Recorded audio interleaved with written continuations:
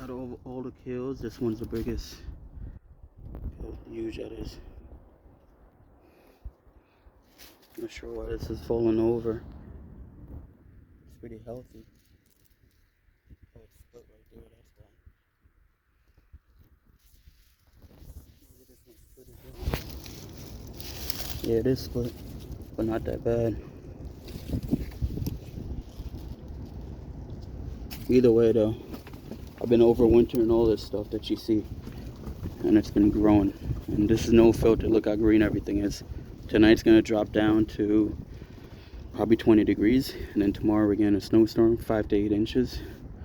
5 to 8 inches rather. Looks pretty legit though. I harvested from it last week, if you could see right there.